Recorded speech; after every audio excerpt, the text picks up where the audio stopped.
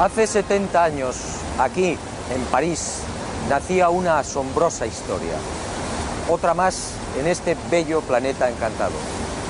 Sígame y juzgue por sí mismo.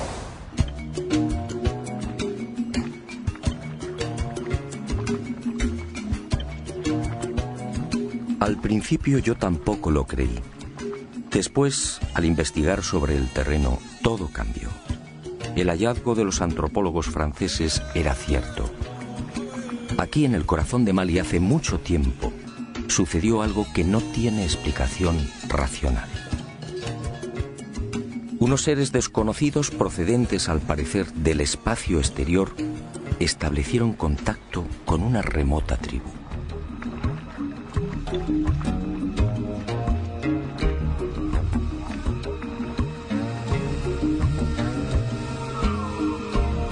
En realidad, como decía, la historia nació en París.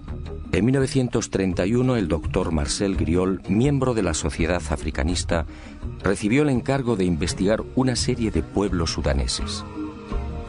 Y en esa labor, al penetrar en la meseta de Bandiagara, en la región oriental de Mali, el antropólogo francés recibiría la sorpresa de su vida.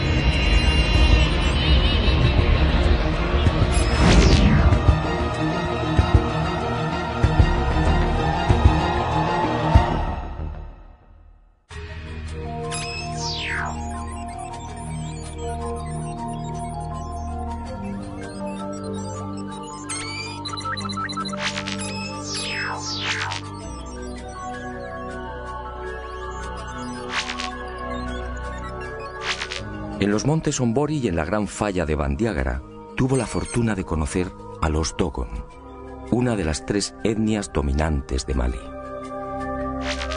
Allí, Griol fue informado de una historia oficialmente imposible. El pueblo Dogon le hizo partícipe de su mayor y más íntimo secreto. Aquellas primitivas gentes analfabetas y prácticamente aisladas en el África subtropical sabían de la estrella Sirio y sabían desde tiempos remotos de algo mucho más espectacular. Conocían a la compañera de Sirio, lo que hoy llamamos Sirio B, y le proporcionaron detalles sobre órbitas, densidades y características de las mismas. Griol, fascinado, se hizo la gran pregunta: si los Dogon carecían de telescopios e instrumentos ópticos, ¿cómo podían saber de la existencia de Sirio B, una estrella invisible a los ojos humanos?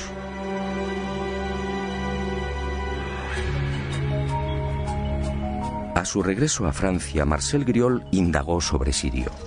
Los resultados lo confundieron definitivamente.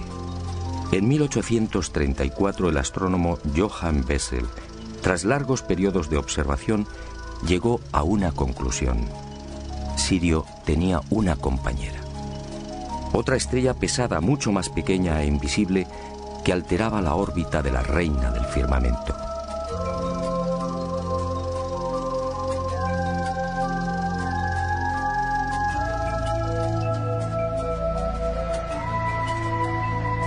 En 1862, el norteamericano Alvan Clark consiguió distinguir un débil punto luminoso allí donde había señalado Bessel y confirmó la existencia de un segundo astro, Sirio B. No se trataba, por tanto, de una estrella invisible, pero el brillo de Sirio A, de primera magnitud, eclipsaba prácticamente a la recién descubierta Sirio B. Después, a partir de 1915, llegaron otros descubrimientos. y se supo que Sirio B era una estrella increíblemente caliente, con una irradiación 3 veces superior a la de nuestro Sol. Y se conoció igualmente su diámetro, 42.000 kilómetros, es decir, apenas 3 veces el de la Tierra. Se calculó su órbita, unos 50 años para dar una vuelta completa alrededor de Sirio A. Pero lo más espectacular fue su densidad. Sirio B dispone de tal fuerza de gravedad que 1 metro cúbico de materia pesa 71.000 toneladas. Si un ser humano pudiera vivir en ella, su estatura no alcanzaría 1 centímetro. Todo un hermoso ejemplar de lo que en astronomía se denomina enana blanca.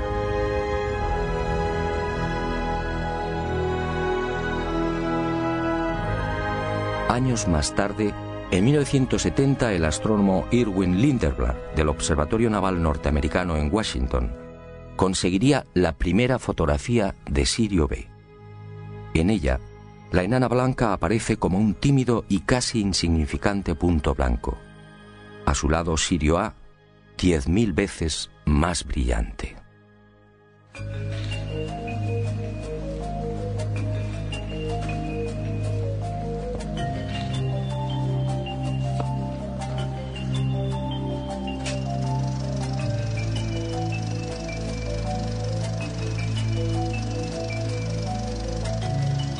No había duda.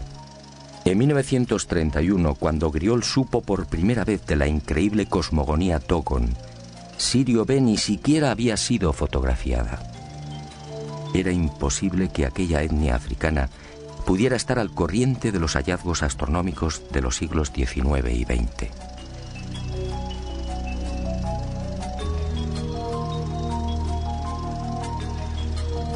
El impacto fue tal que en 1946 Griol regresó a Mali, esta vez acompañado por Germaine Dieterlen, etnóloga y secretaria de la Sociedad Africanista del Museo del Hombre de París.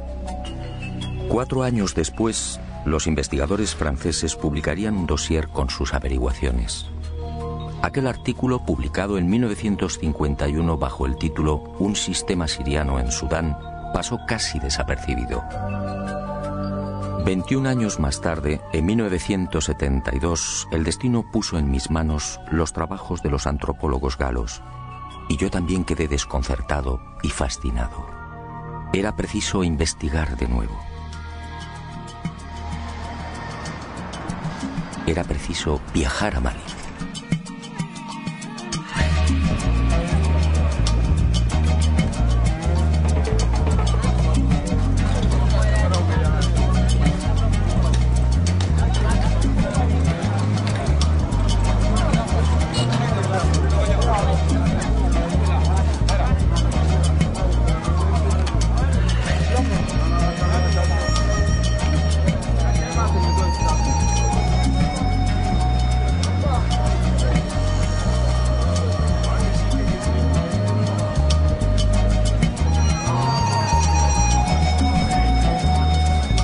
No voy a ocultarlo.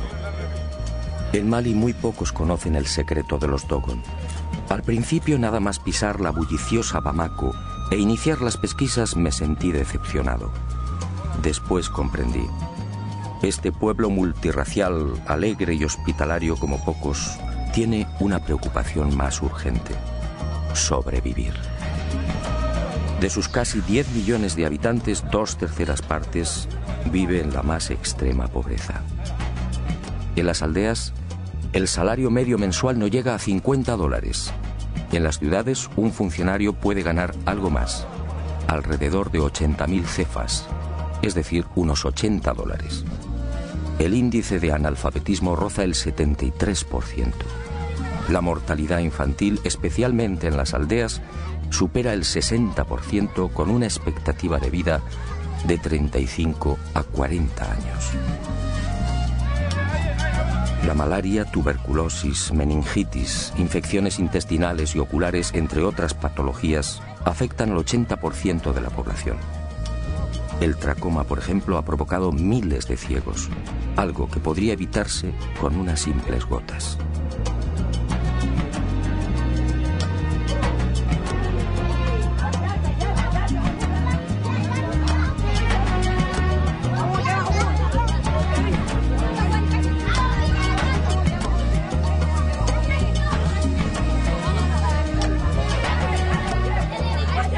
Pero Mali confía en Alá y en el potencial de su juventud. El 60% de la población tiene menos de 20 años.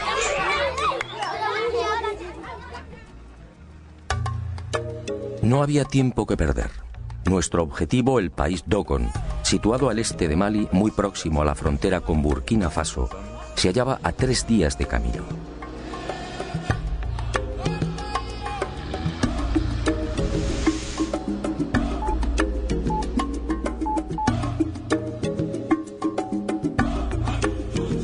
La temporada de lluvias tocaba a su fin, pero no debíamos confiarnos. Los caminos, siempre difíciles en Mali, podían convertirse en torrenteras o cenagales de la noche a la mañana. No importaba. Como tampoco importó la dureza de las altas temperaturas, casi 40 grados Celsius al amanecer, o la humedad sofocante y estranguladora, con picos de un 90%. Ardía en deseos de llegar a la gran falla de Bandiagara e interrogar a los Dogon. Algo me decía que la historia narrada por Griol era solo una parte de la verdad. Y el destino, una vez más, fue benevolente con este aventurero. Nuestro singular objetivo exigía también un guía no menos especial y capacitado.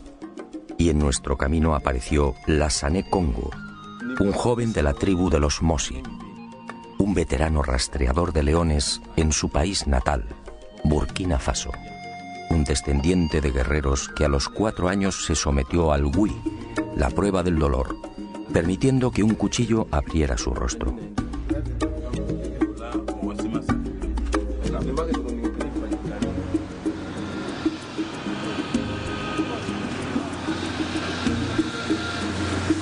En las cercanías de las pequeñas aldeas de Bane, Bla y San, Congo quiso mostrarnos algo que forma parte del paisaje de la gran sabana maliense: los termiteros. Espectaculares hormigueros de hasta 4 metros de altura y 7 de perímetro, levantados en 1 o 2 años por millones de enormes hormigas de 1 centímetro. Hormigas especialmente feroces, de cabeza roja, que deben ser decapitadas si hacen presa. Termiteros en los que todavía hoy son abandonados los bebés que han tenido la mala fortuna de nacer albinos. Termiteros que las etnias de Mali asocian a la ablación o mutilación del clítoris. Para ellos, desde la más remota antigüedad, la presencia del clítoris solo conduce al nacimiento de niños deformes. Más adelante, al hablar con los Dogon, aclaramos el porqué de esta superstición.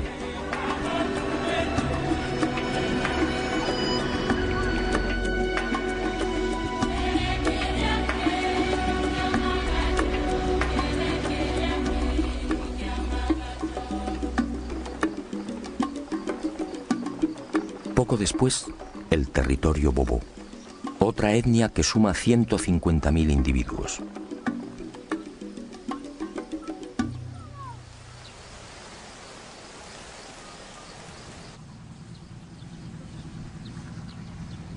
Los grandes especialistas en la cría de perros. Un pueblo caníbal que sigue practicando el ritual de comer carne humana. Congo nos advierte: cada año en esta zona desaparecen 2 o 3 personas. Todo el mundo sabe cuál es su destino. Madou Dembélé es el patriarca de Mbé-Dougou, un mísero puñado de chozas de barro y paja. Aquí, como en el resto de las aldeas de Mali, no existe agua corriente, teléfono o luz eléctrica. Dembélé tiene 4 mujeres, el máximo permitido por el Corán. Algunas no alcanzan los 20 años. En Mali el 95% de las mujeres están casadas. Entre los hombres, en cambio, ese porcentaje no llega al 67%. La desproporción se debe a la poligamia.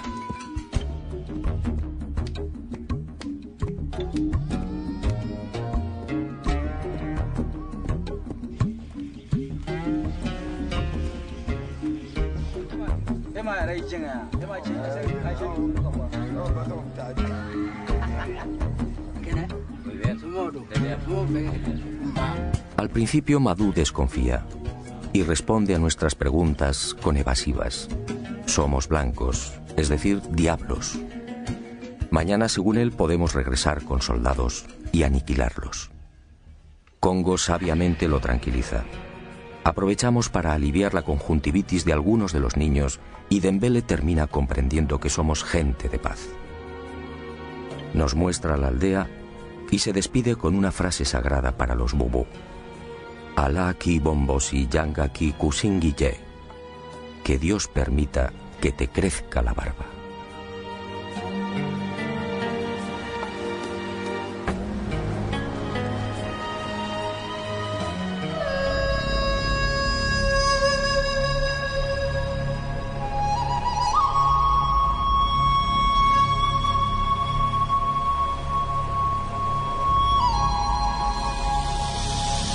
Y al fin, al atardecer, Ségou, una mediana ciudad asomada al Níger, en la que asistiríamos a un espectáculo inconcebible en el siglo XXI.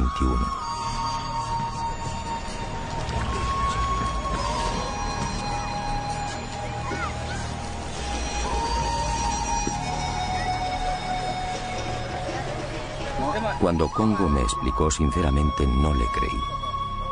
¿Esclavos en el siglo XXI? Así era. Allí en las afueras de Ségou malviven los Bela, los últimos esclavos del planeta. Mejor dicho, esclavos recién liberados por sus dueños y señores, los tuaregs. Otros muchos, alrededor de 300.000, permanecen en la esclavitud en las zonas desérticas de Mali, en Níger y en el sur de Libia y Argelia. Son los parias de los parias, los apestados. No reciben dinero, solo la comida y el honor de servir a los señores del desierto. Hoy, los Bela libres apenas suman un 3% de la etnia. El resto deambula con los tuareg de pozo en pozo y de oasis en oasis.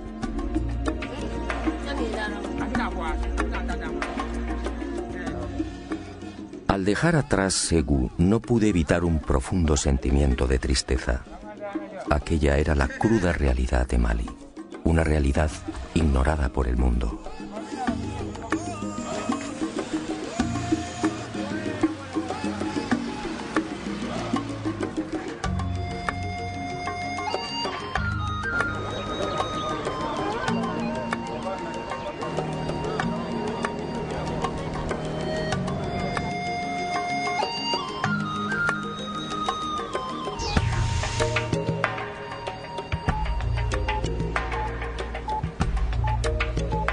Pero la llegada a Yené, la ciudad más antigua del África subsahariana, me hizo olvidar de momento la angustiosa situación de los malienses.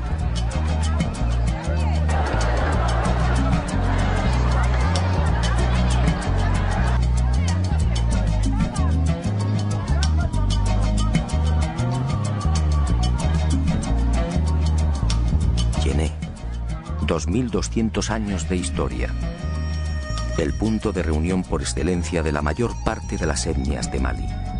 Aquí cada lunes, en el gran mercado se concentran miles de bambara, bobos, boyas, songais, yermas, dogon, peuls, malinquens, mandingas y un interminable etcétera. Aquí comercian y se relacionan, aquí se pactan matrimonios, aquí bajo un viento abrasador se pasean tuaregs con su séquito de esclavos. Aquí los maridos permiten que sus mujeres exhiban el oro que los acredita como hombres ricos. Aquí, solo las mujeres que se saben bellas pueden lucir un anillo de oro en la nariz. Aquí se hablan 50 dialectos. Aquí, en la ciudad que sirvió de inspiración a Julio Verne para su obra 5 semanas en globo, se alza la más famosa mezquita de la nación. Una construcción levantada en su totalidad con barro de la sabana, enriquecido con estiércol de vaca, paja, espinas de pescado y agua del Bani, afluente del Níger. Un monumento ocre y severo que debe ser remodelado cada año al concluir las lluvias.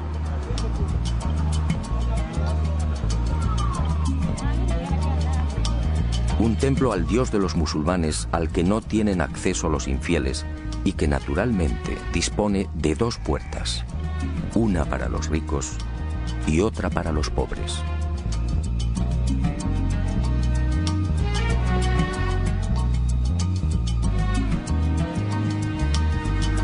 Yené, una ciudad en la que los maestros coránicos enseñan a los niños en plena calle, suras sagradas en la mano derecha y una fusta en la izquierda. Yené, un arco iris humano, toda la grandeza y oscuridad de Mali en la palma de la mano.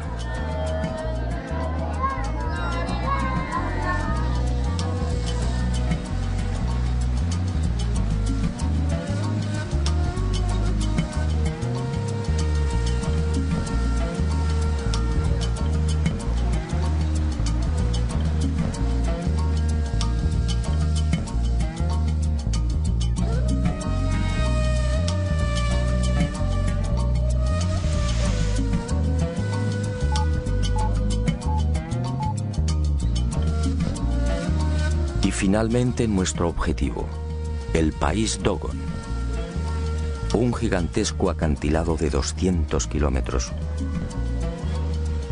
una falla de 300 a 600 metros de altura que corre paralela al Níger, un caos rocoso prácticamente incultivable en el que habitan 450.000 Dogon, una pared abrupta sembrada de desprendimientos y rodeada por los peuls, los ganaderos nómadas, los agricultores Mosi y Bobo y los Poso, los viejos pescadores.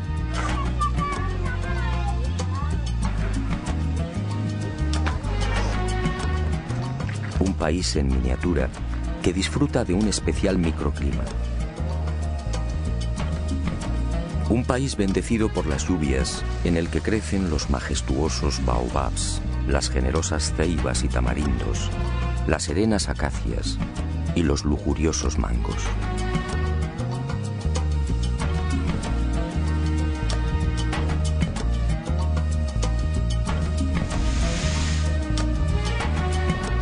¿Por dónde empezar? La Gran Falla reúne 700 aldeas. Y opté por seguir los pasos de Griol. Dedicaría toda mi atención a los poblados más pequeños. El aspecto del Dogon resulta inconfundible. La etnia se distingue por dos tipos básicos. El alto y musculoso muy próximo al modelo sudanés, de cabeza y ojos redondos y nariz grande. Y el más pequeño y numeroso. El Dogon rechoncho de hombros anchos y poderosos, cabello ensortijado, pómulos altos y ojos rasgados y maliciosos. Su lámina es la de un campesino. En ocasiones, una perilla acentúa su aspecto mongol.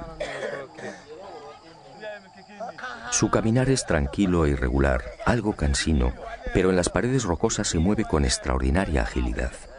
Son afables, prudentes, desconfiados a veces y siempre seguros de sí mismos. Las mujeres, la mayoría de menguada estatura, lucen un talle arqueado, consecuencia de las permanentes cargas que transportan sobre las cabezas. Son alegres, parlanchinas y siempre sumisas al varón. En nuestra historia apenas tienen protagonismo. Una de las cuestiones a resolver era clarificar el origen de estas gentes. ¿Son autóctonos o llegaron quizás de otras latitudes? Y sobre todo, ¿dónde se produjo el espectacular encuentro con esas criaturas del espacio?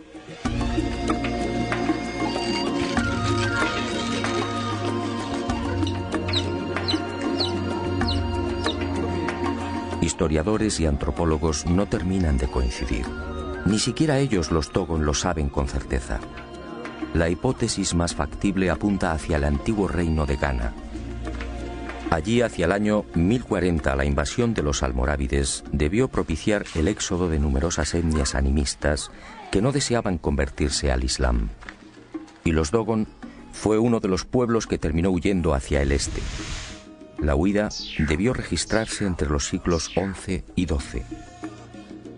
En las antiguas leyendas Dogon se menciona siempre un enemigo a caballo que los expulsó de las tierras occidentales.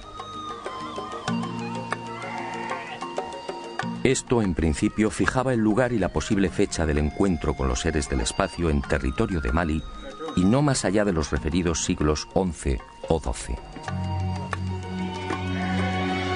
Lo que sí aparece con nitidez en la tradición Dogon, corroborado por las excavaciones e investigaciones arqueológicas, es que al llegar a la Gran Falla, los fugitivos encontraron el lugar habitado por otro pueblo, los Telem, unos pigmeos que se adornaban con pinturas rojas. Los Telem vivían en unas casas singulares construidas en las cornisas de los acantilados. Para acceder a ellas se servían de cuerdas que colgaban desde lo alto de la falla y que descendían a su vez hasta la sabana. Los Dogon terminaron expulsándolos y utilizaron las casas colgantes como tumbas y graneros.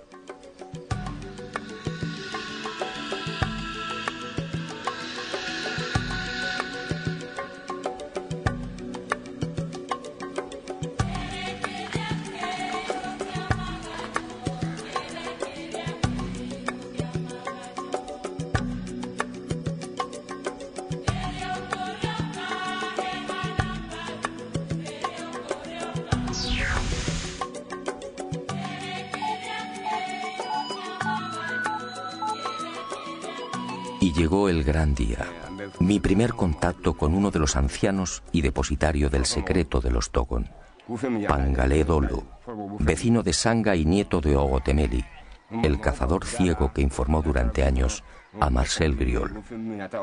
En realidad, mis temores eran infundados. Tanto en los escritos de Griol como en los relatos de otros especialistas, pude observar cómo los antropólogos hacían especial énfasis en las grandes dificultades a la hora de obtener información por parte de los Dogon.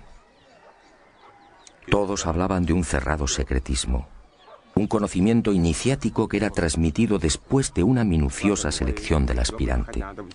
Para mi sorpresa, como digo, tanto el anciano Pangalé como el resto de los sabios con los que conversé no expresaron contrariedad alguna ante mis deseos de conocer los detalles de aquel misterioso encuentro. Todo lo contrario. Y conforme fui profundizando en la asombrosa historia, aquel viejo presentimiento cobró fuerza. Griol y Dieterlen solo contaron una parte de la verdad.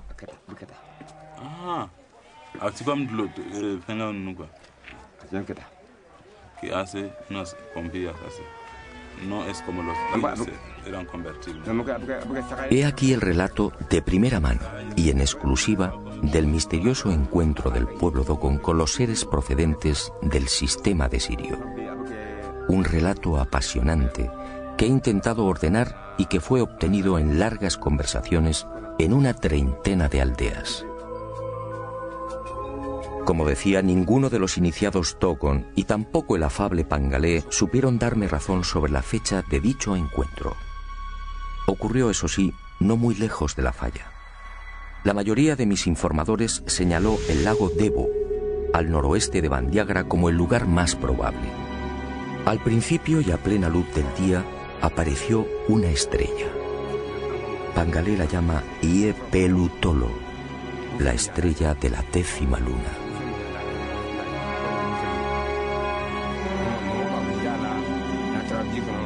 Y añaden que aquella estrella se hallaba rodeada de rayos rojos.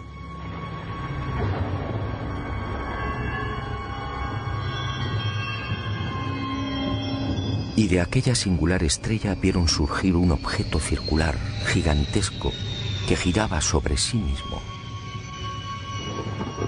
Pero al llegar al suelo, cambió de forma y se transformó en una especie de cesta con una base cuadrada y una abertura circular en lo alto.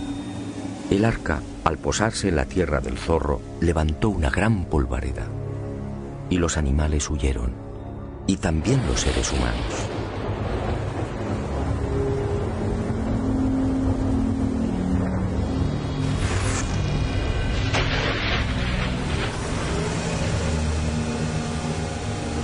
En esos momentos, según mi confidente, ocurrió algo no menos insólito. Junto al arca, nadie sabe cómo, apareció un extraño animal. Sujetó el arca con cuerdas y la fue arrastrando hasta una hondonada. Después, las lluvias llenaron la depresión y el arca flotó como una enorme piragua. Y el caballo de metal desapareció entre las aguas. Después de 30 años en la investigación del fenómeno ovni, el testimonio de Pangalé resulta fácil de interpretar. Aquel pueblo hace 1000 años fue testigo de la aparición a plena luz del día de una nave que permaneció inmóvil sobre el lugar, lo que hoy llamamos nave nodriza o portadora. Así lo contaron y así lo dibujaron. Y de esa estrella de la 10ª luna surgió otro vehículo, algo muy común en los avistamientos ovni. En su primitivo y parco lenguaje, los Dogon identificaron un robot con un cuadrúpedo o caballo de metal. ¿Qué otra cosa podían pensar?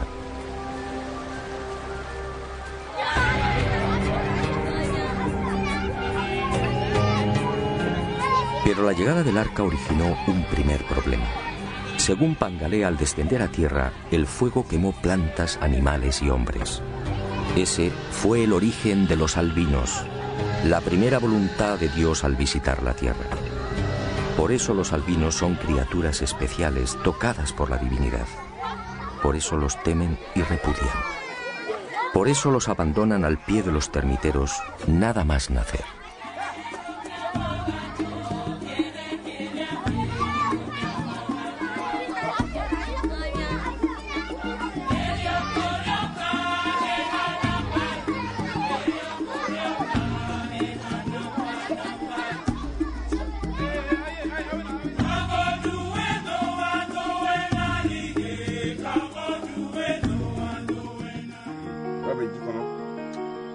Pero sigamos con el relato.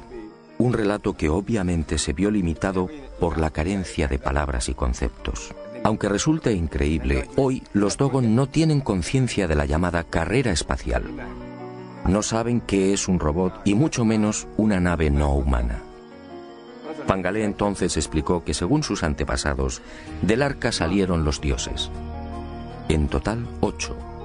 Aunque algunas versiones hablan de 8 parejas. Eran en realidad hombres peces. La cabeza y el tronco parecidos a los del hombre y el resto de cintura hacia abajo similar a la cola de un gran pez. Tenían 40 dientes, todos puntiagudos. Carecían de orejas y para escuchar colocaban sus manos palmeadas en forma de bocina sobre unos minúsculos orificios laterales. Los ojos eran rojos y en el cuello lucían arrugas similares a un collar. Solo disponían de 3 dedos, y los dioses vivían en el agua. Desde entonces estos seres recibieron el nombre de Onomo, o el gnomo del estanque. Pero por miedo y respeto los Dogon decidieron no pronunciar ese nombre, y los designaron como Di-Tiji, dueño o señor del agua. Insistí una y otra vez en el aspecto físico de los gnomos, y Pangalé, paciente y firme, replicó siempre con las mismas palabras. Hombres peces. Allí, allí,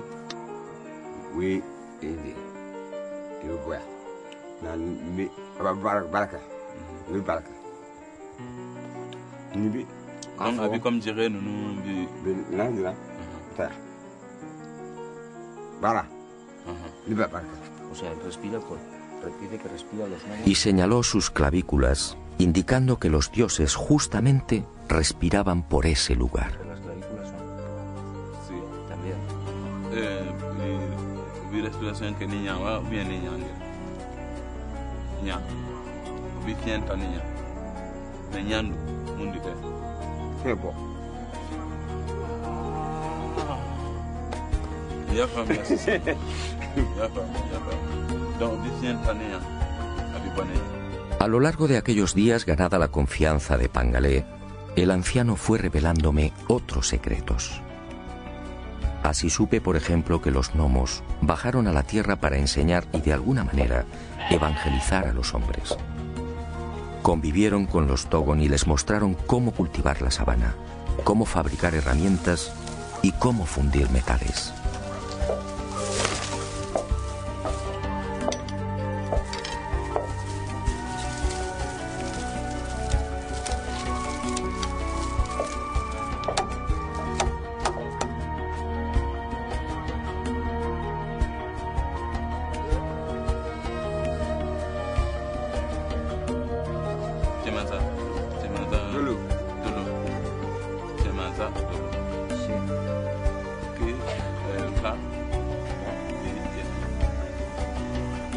Pero no todo fue una bendición.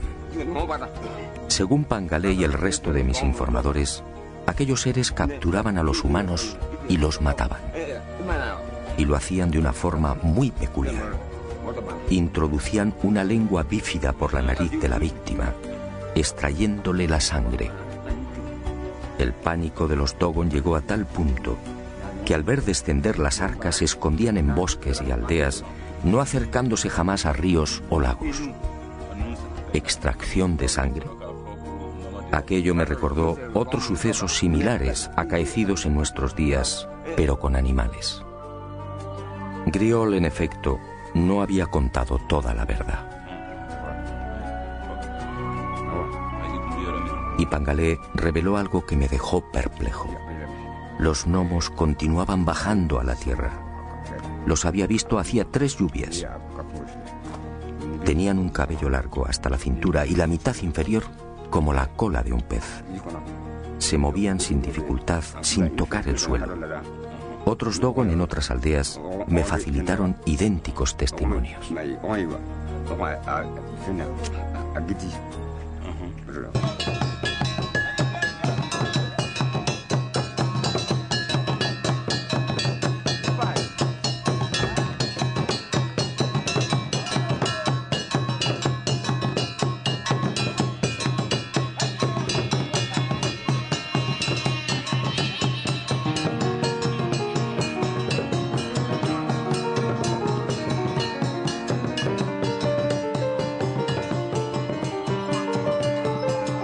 El encuentro con los hombres peces desembocaría en algo que ya había sucedido con otros pueblos. De aquel contacto nacería toda una liturgia y una nueva concepción de la vida. Y para celebrar la llegada de los gnomos, los Dogon establecieron una fiesta, el Sigi.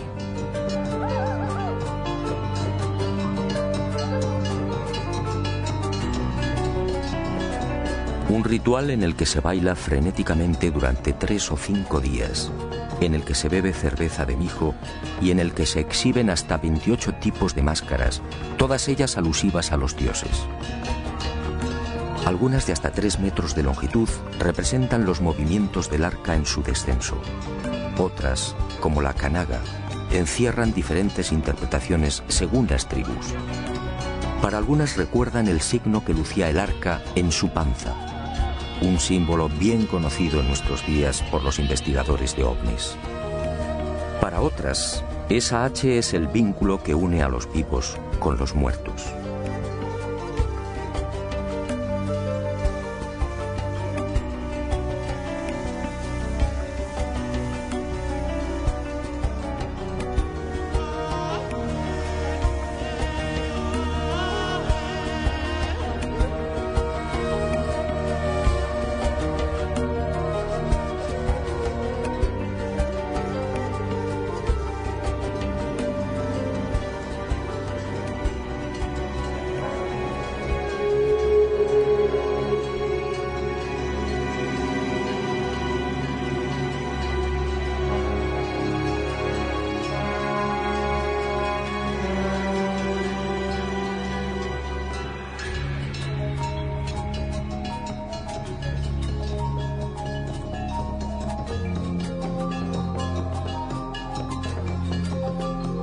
El Sigi se celebra cada 60 años y, según Pangalé y otros sabios Dogon, viene a recordar también el tiempo que precisa Sirio B para trazar una órbita en torno a Sirio A.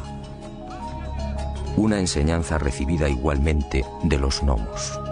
Y en las secretas tradiciones Dogon se habla también de una tercera estrella que gira igualmente en torno a Sirio A. La llaman Emmeya, el sol de las mujeres. Lo increíble es que Emmeya, o Sirio C, fue descubierta por los astrónomos en 1995.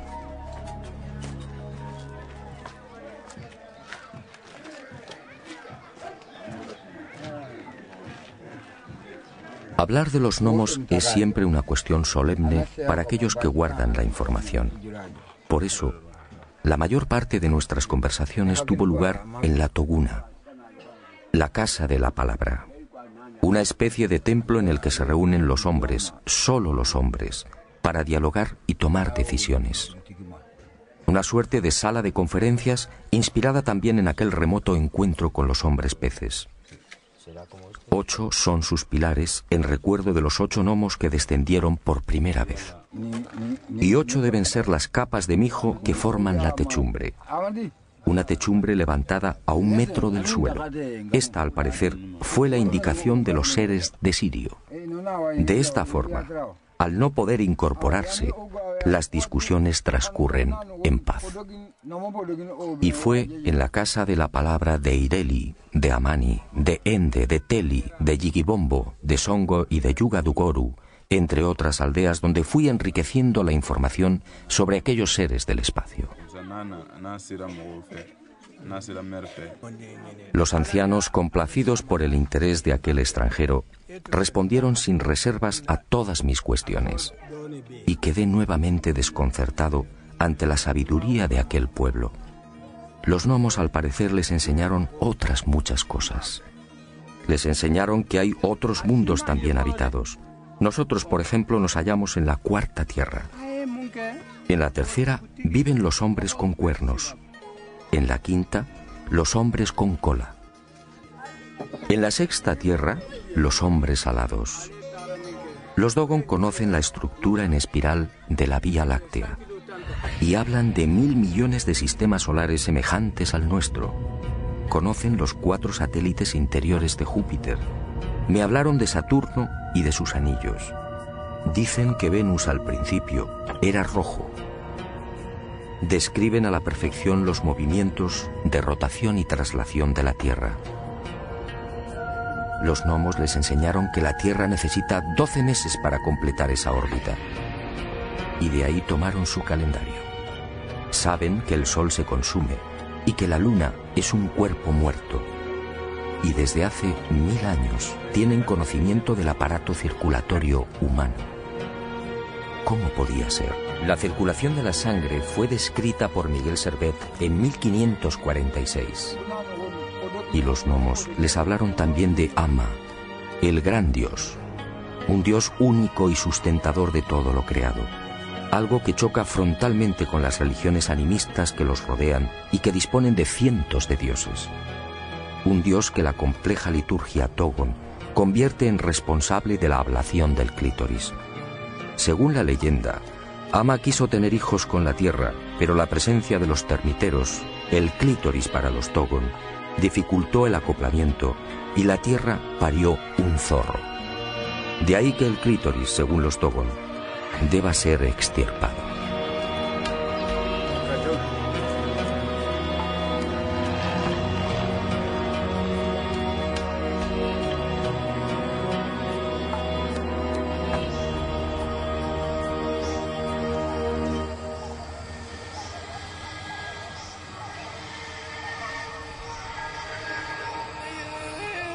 Tras 2 horas de dura ascensión alcanzamos la cumbre del Sinaí Dogon.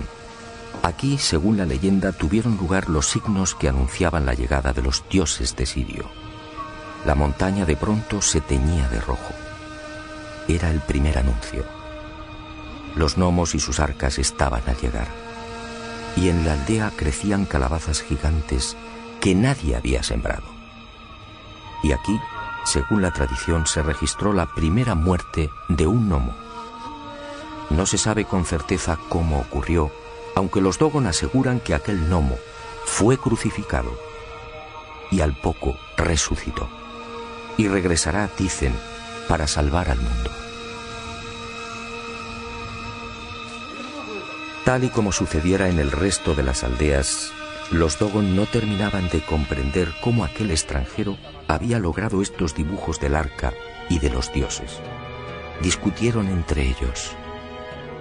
Me observaron con curiosidad y también con cierto temor. Finalmente, tras reconocer que en efecto se trataba de los gnomos, sentenciaron: Tú solo puedes ser un misionero de los dioses. Solo ellos pueden haberte dado sus retratos. Esta ingenua creencia, no lo niego, me benefició, y sus corazones se abrieron un poco más, y supe que los gnomos al salir del agua tenían el poder de transformarse. Dejaban de ser hombres peces y aparecían como humanos, pero muy hermosos. Fue así como lograron mezclarse con los Dogon. Fue así como los adoctrinaron y fue así como bebieron la sangre de las víctimas. Según estos ancianos, el número de asesinatos se contó por cientos. Siempre bajaban con las lluvias. Siempre por el arco iris.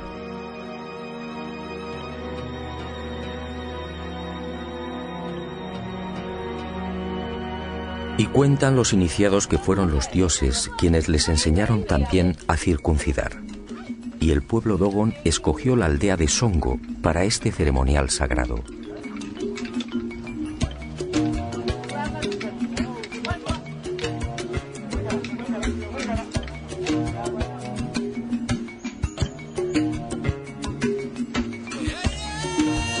Al pie de estas 1100 pinturas, cada 3 años, grupos de niños de entre 10 y 12 años sufren el corte del prepucio a manos del herrero de la localidad. Las mujeres no pueden ver estas pinturas sagradas. De hacerlo morirían. Para los Dogon, la circuncisión, así fue establecido por los seres de Sirio, es un sacrificio que se ofrece a la tierra.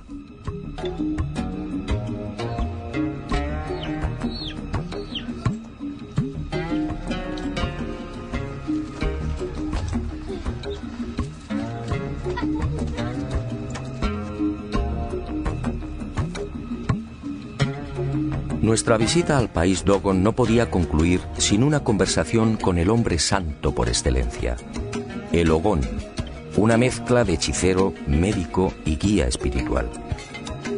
El Dogon más respetado y temido. Vive solo, jamás se lava. El aseo corre a cargo de una serpiente que humedece su cuerpo con la lengua bífida. Una joven virgen que no haya alcanzado la menstruación es la encargada de cocinar para él. Solo baja a la aldea cuando debe tomar grandes decisiones. Es el responsable de las lluvias y de las buenas cosechas.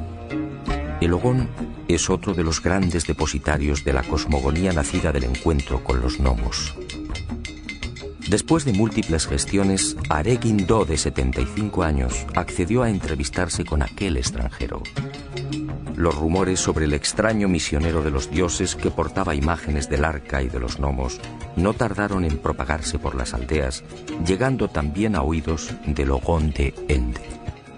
Y una tras otra fue confirmando las noticias proporcionadas por el resto de los sabios y ancianos.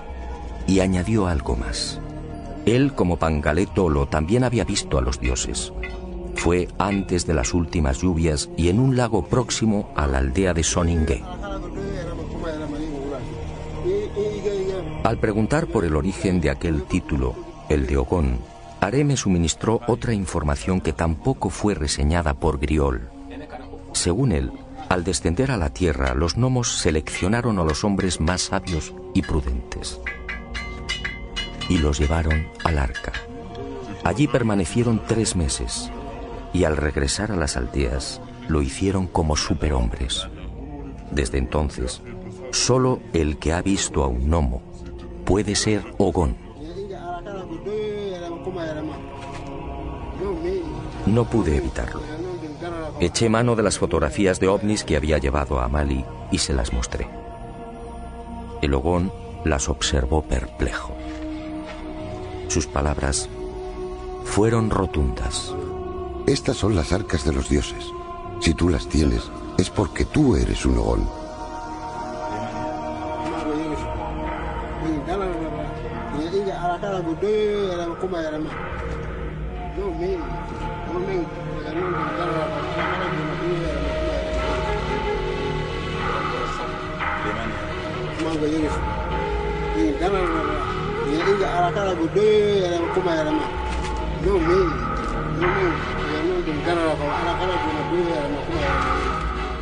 Ahora no tengo la menor duda.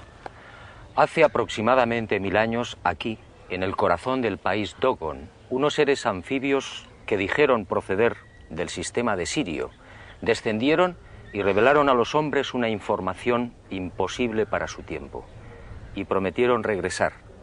Eso, según los Dogon, ocurrirá cuando aparezca de nuevo la estrella de la 10ª luna.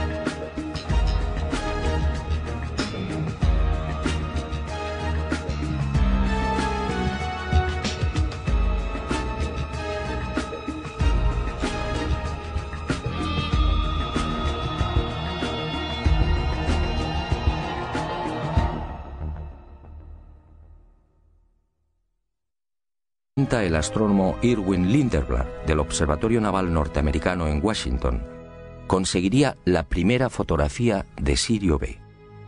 En ella, la enana blanca aparece como un tímido y casi insignificante punto blanco. A su lado, Sirio A, 10.000 veces más brillante.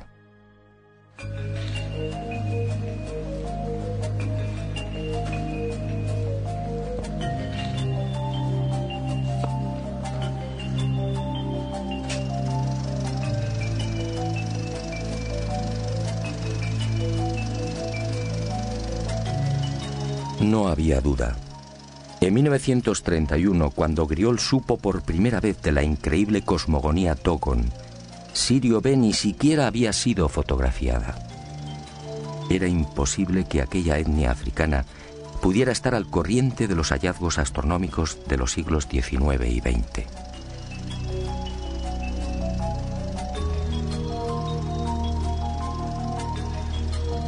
El impacto fue tal que en 1946 Griol regresó a Mali, esta vez acompañado por Germaine Dieterlen, etnóloga y secretaria de la Sociedad Africanista del Museo del Hombre de París.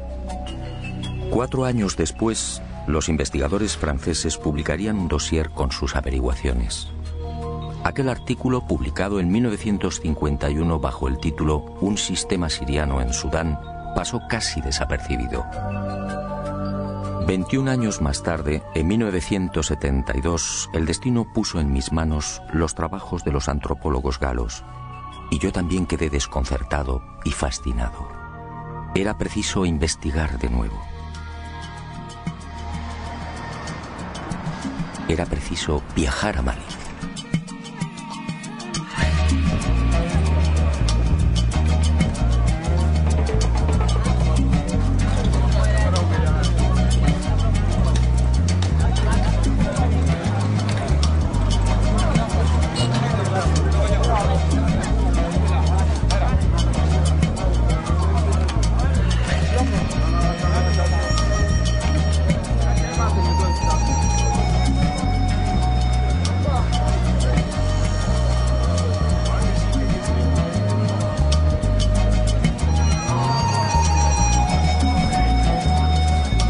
No voy a ocultarlo.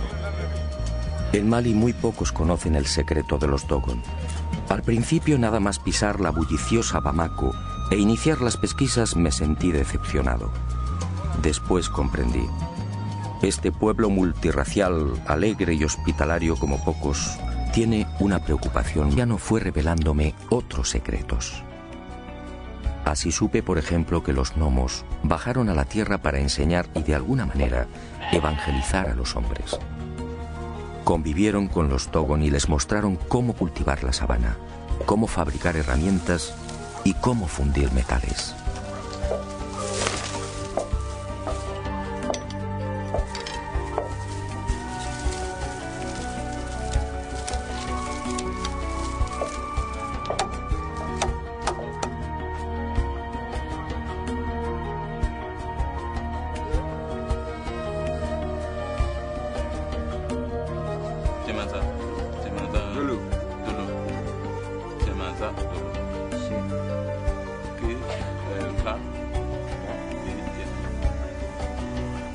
Pero no todo fue una bendición. Según Pangalé y el resto de mis informadores, aquellos seres capturaban a los humanos y los mataban.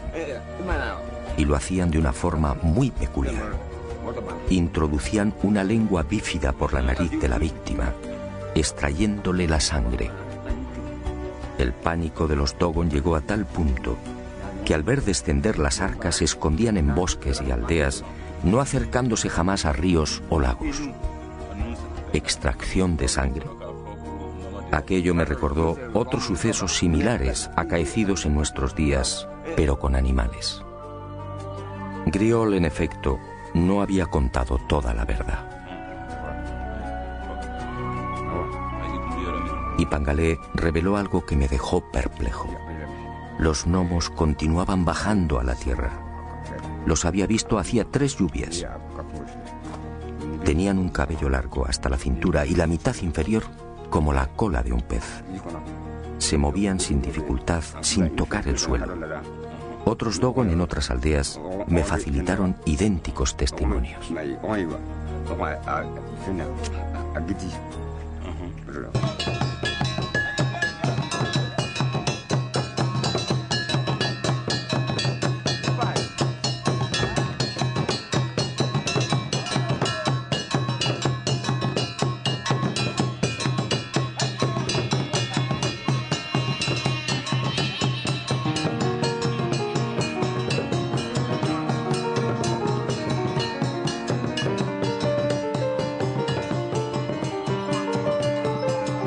El encuentro con los hombres peces desembocaría en algo que ya había sucedido con otros pueblos. De aquel contacto nacería toda una liturgia y una nueva concepción de la vida. Y para celebrar la llegada de los gnomos, los Dogon establecieron unos 31 cuando Griol supo por primera vez de la increíble cosmogonía Dogon. Sirio B ni siquiera había sido fotografiada. Era imposible que aquella etnia africana pudiera estar al corriente de los hallazgos astronómicos de los siglos XIX y XX.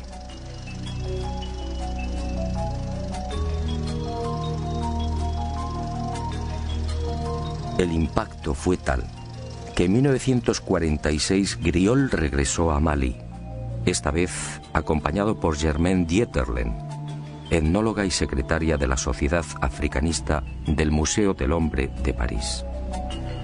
4 años después, los investigadores franceses publicarían un dossier con sus averiguaciones.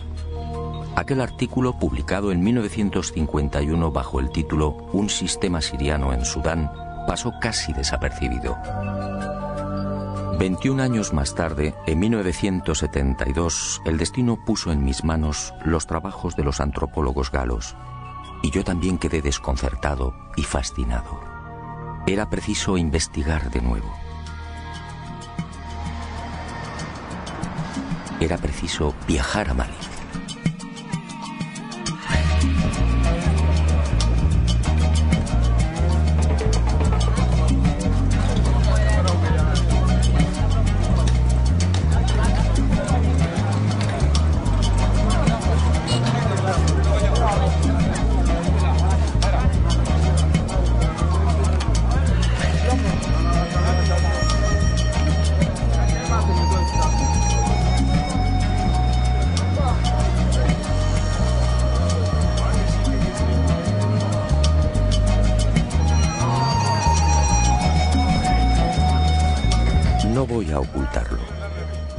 En Mali muy pocos conocen el secreto de los Dogon.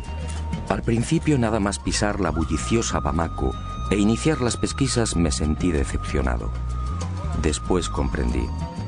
Este pueblo multirracial, alegre y hospitalario como pocos, tiene una preocupación más urgente: sobrevivir. De sus casi 10 millones de habitantes, 2/3 partes vive en la más extrema pobreza. En las aldeas, el salario medio mensual no llega a $50. En las ciudades, un funcionario puede ganar algo más, alrededor de 80.000 cefas, es decir, unos $80. El índice de analfabetismo roza el 73%. La mortalidad infantil, especialmente en las aldeas, supera el 60%, con una expectativa de vida de 35 a 40 años. La malaria, tuberculosis, interpretaciones según las tribus. Para algunas recuerdan el signo que lucía el arca en su panza, un símbolo bien conocido en nuestros días por los investigadores de ovnis. Para otras, esa H es el vínculo que une a los vivos con los muertos.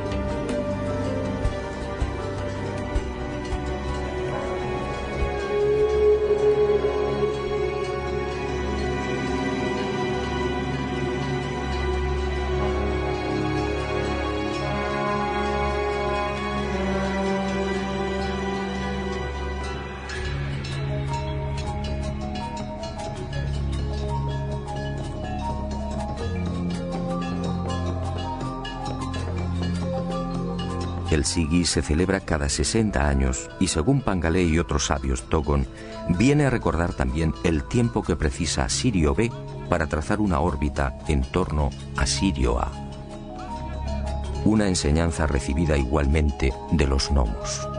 Y en las secretas tradiciones Dogon se habla también de una tercera estrella que gira igualmente en torno a Sirio A. La llaman Emmeya, el sol de las mujeres.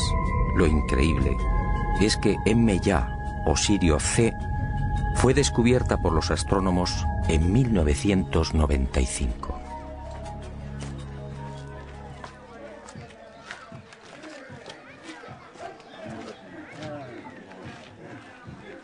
Hablar de los gnomos es siempre una cuestión solemne para aquellos que guardan la información. Por eso, la mayor parte de nuestras conversaciones tuvo lugar en la Toguna, la casa de la palabra, una especie de templo en el que se reúnen los hombres, solo los hombres, para dialogar y tomar decisiones. Una suerte de sala de conferencias inspirada también en aquel remoto encuentro con los hombres peces. 8 son sus pilares en recuerdo de los 8 gnomos que descendieron por primera vez. Y 8 deben ser las capas de mijo que forman la techumbre. Una techumbre levantada a 1 metro del suelo. Esta, al parecer, fue la indicación de los seres de Sirio. De esta forma, al no poder incorporarse, las discusiones transcurren en paz. Y fue en la casa de la palabra de Ireli. En esos momentos, según mi confidente, ocurrió algo no menos insólito. Junto al arca, nadie sabe cómo, apareció un extraño animal. Sujetó el arca con cuerdas y la fue arrastrando hasta una hondonada. Después, las lluvias llenaron la depresión y el arca flotó como una enorme piragua. Y el caballo de metal desapareció entre las aguas. Después de 30 años en la investigación del fenómeno ovni, el testimonio de Pangalé resulta fácil de interpretar. Aquel pueblo hace 1000 años fue testigo de la aparición a plena luz del día de una nave que permaneció inmóvil sobre el lugar, lo que hoy llamamos nave nodriza o portadora. Así lo contaron y así lo dibujaron. Y de esa estrella de la 10ª luna surgió otro vehículo, algo muy común en los avistamientos ovni. En su primitivo y parco lenguaje, los Dogon identificaron un robot con un cuadrúpedo o caballo de metal. ¿Qué otra cosa podían pensar?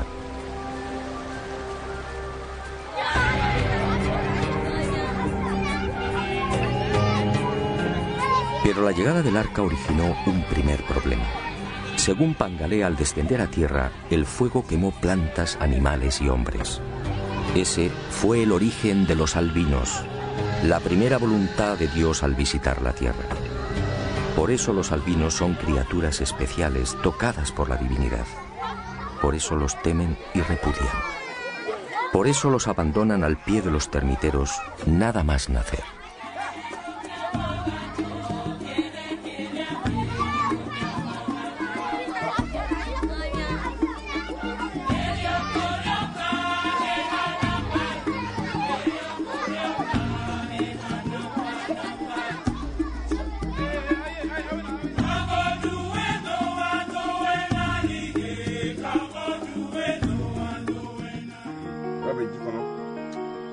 Pero sigamos con el relato. Un relato que obviamente se vio limitado por la carencia de palabras y conceptos. Aunque resulte increíble, hoy los Dogon no tienen conciencia de la llamada carrera espacial. No saben qué es un robot y mucho menos una nave no humana. Pangalé entonces explicó que según sus antepasados, del arca salieron los dioses. En total, 8. Aunque algunas versiones hablan de 8 parejas.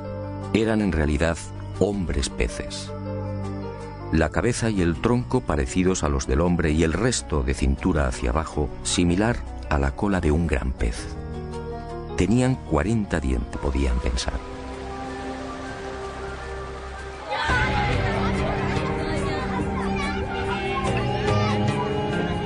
Pero la llegada del arca originó un primer problema. Según Pangalé, al descender a tierra, el fuego quemó plantas, animales y hombres. Ese fue el origen de los albinos, la primera voluntad de Dios al visitar la tierra. Por eso los albinos son criaturas especiales, tocadas por la divinidad. Por eso los temen y repudian. Por eso los abandonan al pie de los termiteros, nada más nacer.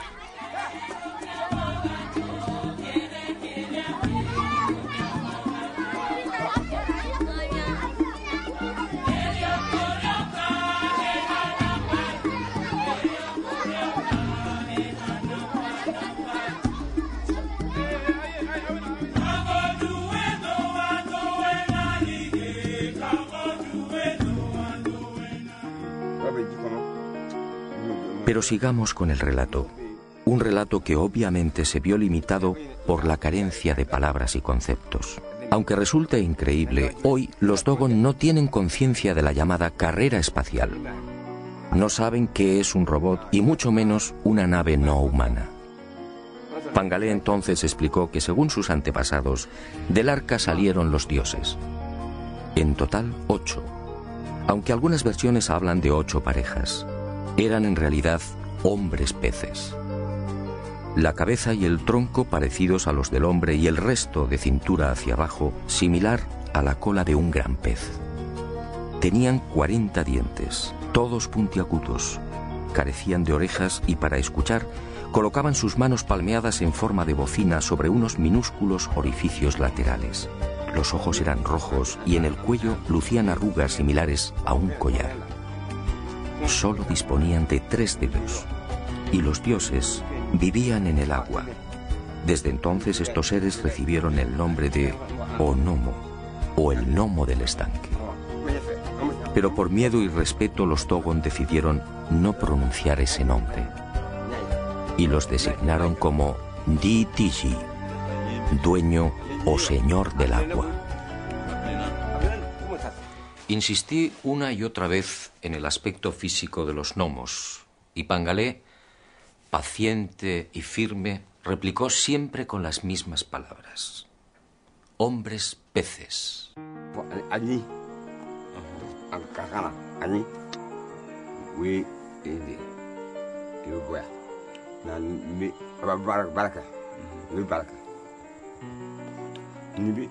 Donc abi comme dirait nous Là.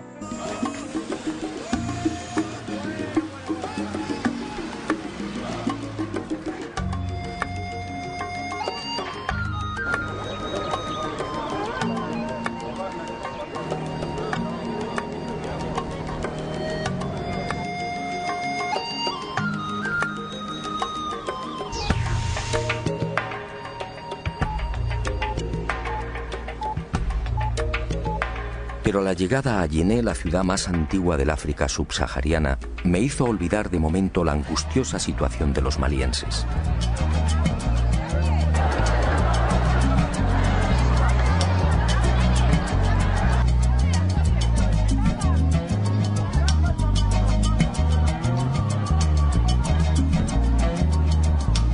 Yené, 2200 años de historia. El punto de reunión por excelencia de la mayor parte de las etnias de Mali. Aquí cada lunes, en el gran mercado se concentran miles de bambara, bobos, boyas, songais, yermas, dogon, peuls, malinquens, mandingas y un interminable etcétera. Aquí comercian y se relacionan, aquí se pactan matrimonios, aquí bajo un viento abrasador se pasean tuaregs con su séquito de esclavos. Aquí los maridos permiten que sus mujeres exhiban el oro que los acredita como hombres ricos. Aquí, solo las mujeres que se saben bellas pueden lucir un anillo de oro en la nariz. Aquí se hablan 50 dialectos. Aquí, en la ciudad que sirvió de inspiración a Julio Verne para su obra 5 semanas en globo, se alza la más famosa mezquita de la nación. Una construcción levantada en su totalidad con barro de la sabana, enriquecido con estiércol de vaca, paja, espinas de pescado y agua del Bani, afluente del Níger. Un monumento ocre y severo que debe ser remodelado cada año al concluir las lluvias.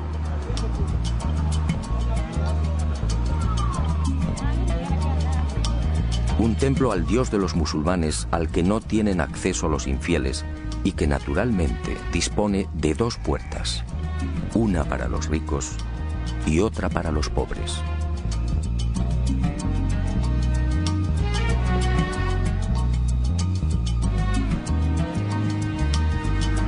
Yené, una ciudad en la que los maestros coránicos enseñan a los niños en plena calle, suras sagradas en la mano derecha y una fusta en la izquierda. Yené, un arco iris humano, toda la grandeza y oscuridad de Mali en la palma de la mano.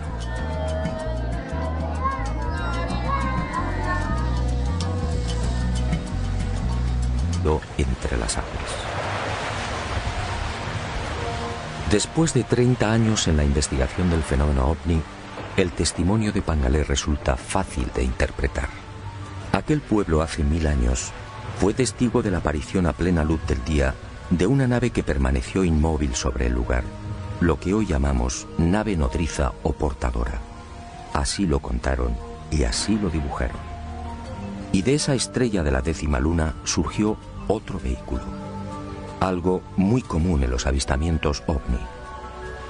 En su primitivo y parco lenguaje, los Dogon identificaron un robot con un cuadrúpedo o caballo de metal. ¿Qué otra cosa podían pensar?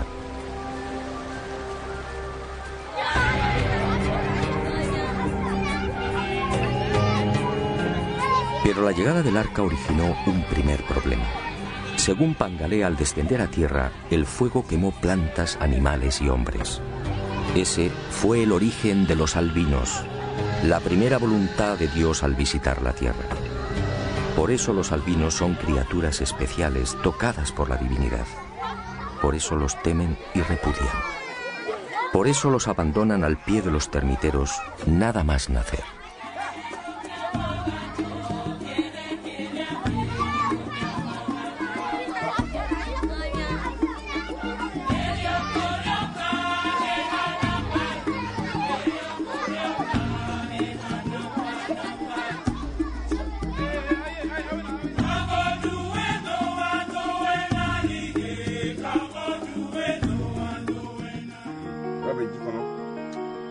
Pero sigamos con el relato, un relato que obviamente se vio limitado por la carencia de palabras y conceptos.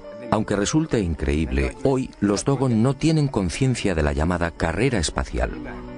No saben qué es un robot y mucho menos una nave no humana. Pangalé entonces explicó que según sus antepasados, del arca salieron los dioses. En total 8, aunque algunas versiones hablan de 8 parejas. Eran en realidad hombres peces. La cabeza y el tronco parecidos a los del hombre y el resto de cintura hacia abajo similar a la cola de un gran pez. Tenían 40 dientes, todos puntiagudos, carecían de orejas y para escuchar colocaban sus manos palmeadas en forma de bocina sobre unos minúsculos orificios laterales. Los ojos eran rojos y en el cuello lucían arrugas similares a un collar. Solo disponían de 3 dedos y los dioses vivían en el agua. Desde entonces estos seres recibieron el nombre de Onomo, o el gnomo del estanque. Ibombo, de Songo y de Yuga-Dugoru, entre otras aldeas donde fui enriqueciendo la información sobre aquellos seres del espacio. Los ancianos, complacidos por el interés de aquel extranjero, respondieron sin reservas a todas mis cuestiones, y quedé nuevamente desconcertado ante la sabiduría de aquel pueblo. Los gnomos al parecer les enseñaron otras muchas cosas. Les enseñaron que hay otros mundos también habitados. Nosotros, por ejemplo, nos hallamos en la 4ª tierra. En la 3ª viven los hombres con cuernos. En la 5ª, los hombres con cola. En la 6ª tierra, los hombres alados. Los Dogon conocen la estructura en espiral de la Vía Láctea y hablan de 1000 millones de sistemas solares semejantes al nuestro. Conocen los 4 satélites interiores de Júpiter. Me hablaron de Saturno y de sus anillos. Dicen que Venus al principio era rojo. Describen a la perfección los movimientos de rotación y traslación de la Tierra. Los gnomos les enseñaron que la Tierra necesita 12 meses para completar esa órbita. Y de ahí tomaron su calendario. Saben que el Sol se consume y que la Luna es un cuerpo muerto. Y desde hace 1000 años tienen conocimiento del aparato circulatorio humano. ¿Cómo podía ser? La circulación de la sangre fue descrita por Miguel Servet en 1546. Y los gnomos les hablaron también de Ama, el gran dios, un dios único y sustentador de todo lo creado, algo que choca frontalmente con las religiones animistas que los rodean y que disponen de cientos de dioses.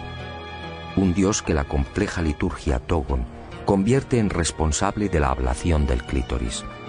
Según la leyenda, Ama quiso tener hijos con la tierra, pero la presencia de los termiteros, el clítoris para los Dogon, dificultó el acoplamiento y la tierra parió un zorro. De ahí que el clítoris, según los Dogon, deba ser extirpado.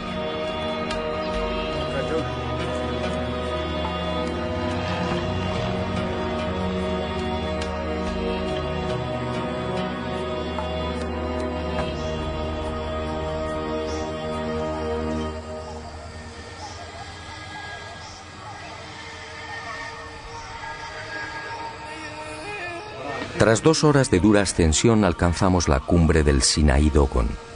Aquí, según la leyenda, tuvieron lugar los signos que anunciaban la llegada de los dioses de Sirio. La montaña de pronto se teñía de rojo. Era el primer anuncio.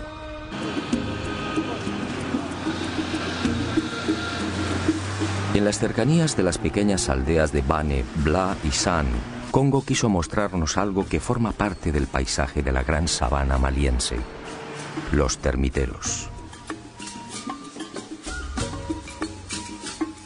Espectaculares hormigueros de hasta 4 metros de altura y 7 de perímetro, levantados en 1 o 2 años por millones de enormes hormigas de 1 centímetro. Hormigas especialmente feroces, de cabeza roja, que deben ser decapitadas si hacen presa. Termiteros en los que todavía hoy son abandonados los bebés que han tenido la mala fortuna de nacer albinos. Termiteros que las etnias de Mali asocian a la ablación o mutilación del clítoris. Para ellos, desde la más remota antigüedad, la presencia del clítoris solo conduce al nacimiento de niños deformes. Más adelante, al hablar con los Dogon, aclaramos el porqué de esta superstición.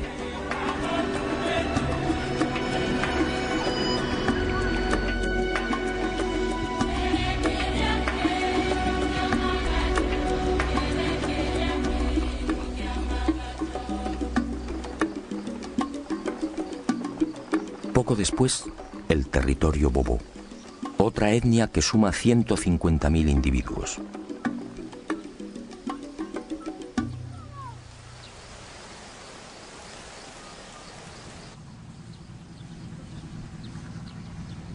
Los grandes especialistas en la cría de perros. Un pueblo caníbal que sigue practicando el ritual de comer carne humana. Congo nos advierte: cada año en esta zona desaparecen 2 o 3 personas. Todo el mundo sabe cuál es su destino. Madou Dembélé es el patriarca de Mbé-Dougou, un mísero puñado de chozas de barro y paja. Aquí, como en el resto de las aldeas de Mali, no existe agua corriente, teléfono o luz eléctrica. Dembélé tiene 4 mujeres, el máximo permitido por el Corán. Algunas no alcanzan los 20 años. En Mali el 95% de las mujeres están casadas. Entre los hombres, en cambio, ese porcentaje no llega al 67%. La desproporción se debe a la poligamia.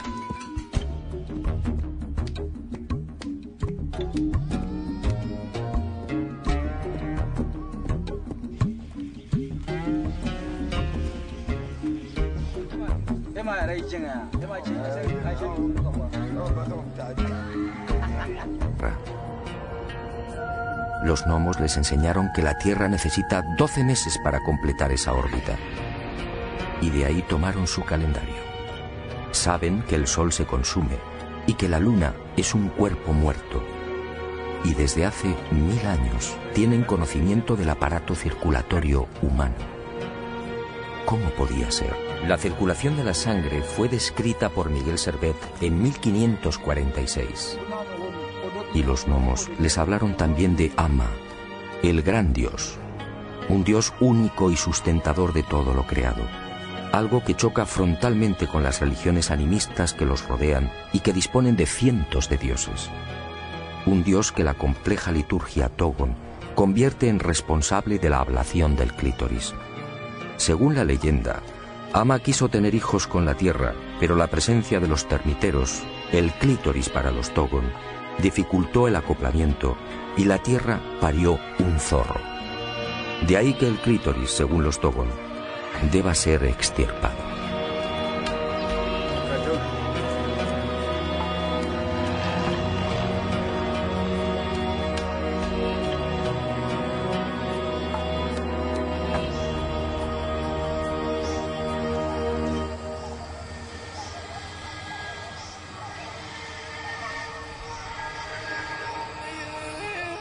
Tras 2 horas de dura ascensión alcanzamos la cumbre del Sinaí Dogon. Aquí, según la leyenda, tuvieron lugar los signos que anunciaban la llegada de los dioses de Sirio. La montaña de pronto se teñía de rojo. Era el primer anuncio. Los gnomos y sus arcas estaban al llegar. Y en la aldea crecían calabazas gigantes que nadie había sembrado. Y aquí, según la tradición, se registró la primera muerte de un gnomo.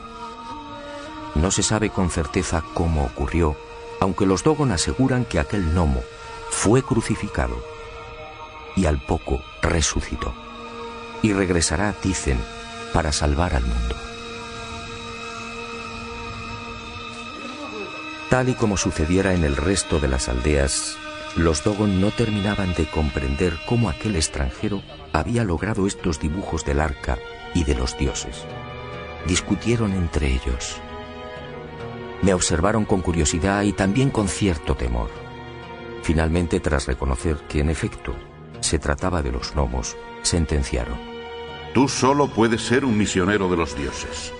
Solo ellos pueden haberte dado sus retratos. Esta ingenua creencia, no lo niego, me benefició. y sus corazones se abrieron un poco más. Y supe que los no morían.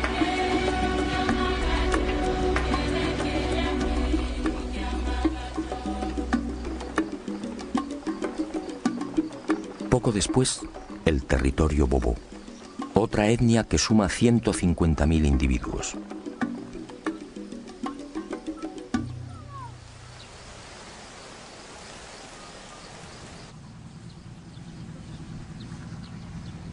Los grandes especialistas en la cría de perros.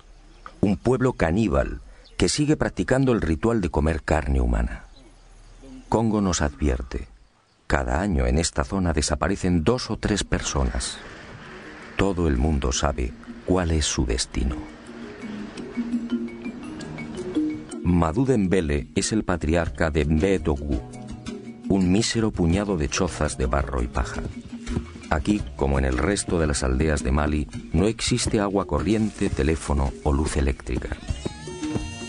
Dembélé tiene 4 mujeres, el máximo permitido por el Corán.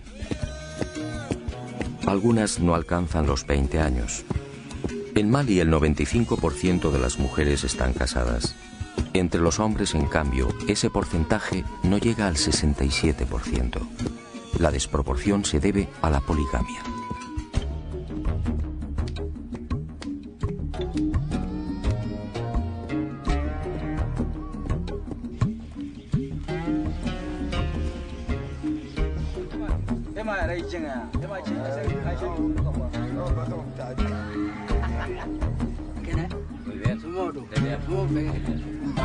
Al principio Madou desconfía y responde a nuestras preguntas con evasivas. Somos blancos, es decir, diablos. Mañana, según él, podemos regresar con soldados y aniquilarlos. Congo sabiamente lo tranquiliza. Aprovechamos para aliviar la conjuntivitis de algunos de los niños y Dembélé termina comprendiendo que somos gente de paz. Nos muestra la aldea y se despide con una frase sagrada para los Bobo. Alá ki bombosi yanga ki kusinguille. Que Dios permita que te crezca la barba.